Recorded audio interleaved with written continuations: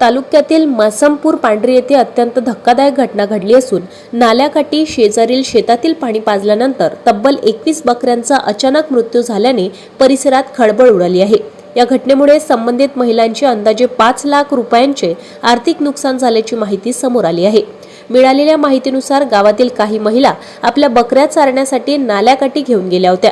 बकऱ्यांना पाणी पाजण्यासाठी त्यांनी शेतकरी श्रीकांत रुचके यांच्याकडे विचारणा केली। नाल्याकाठावरील शेतातील पाणी पाजल्यानंतर काही वेळातच बकऱ्या अचानक अशक्त पडू लागल्या आणि एकामागून एक मृत झाल्या अशी माहिती महिलांनी दिली आहे।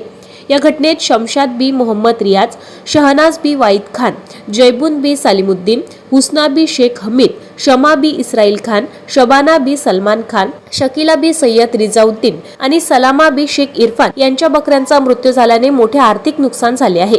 या सर्व महिला मासूम बचत गटांशी संबंधित असून त्यांनी बचत गटातील पैसे काढून बकरी पालनाचा व्यवसाय सुरू केला होता। मात्र अचानक घडलेल्या या घटनेमुळे त्यांच्या उदरनिर्वाहाचा प्रश्न निर्माण झाला आहे। बकऱ्यांच्या मृत्यूमुळे अंदाजे 5 लाख रुपयांचे नुकसान झाल्याने आता कर्जफेड कशी करावी आणि पुढील उदरनिर्वाह कसा चालवावा असा गंभीर प्रश्न त्यांच्या समोर उभा ठामला आहे। नुकसान भरपाई कोण देणार असा टाहो या महिलांनी फोडला असून शासनाने तातडीने मदत करावी अशी मागणी त्यांनी केली आहे। 6 लाख का? 6 लाख का अभी 4 ही महीने की अब कैसे भरेंगे हम? ये जनवरी मर गए हमारे, तो कैसे भरेंगे? 12 जनों ने लिए हमने। क्या गुजारिश है?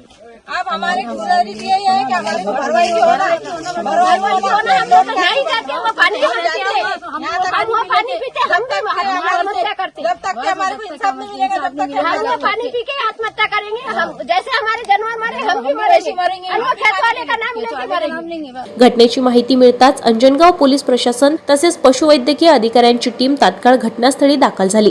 बकऱ्यांच्या मृत्यूचे नेमके कारण शोधण्यासाठी मृत बकऱ्यांचे पोस्टमॉर्टम करण्यात येत असून नाल्याकाठावरील शेतातील पाण्याचे नमुने तपासण्यासाठी घेण्यात आले आहे। तपासाचा अहवाल आल्यानंतर बकऱ्यांचा मृत्यू नेमका कशामुळे झाला याबाबत स्पष्टता येईल असे संबंधित अधिकाऱ्यांकडून सांगण्यात आले आहे।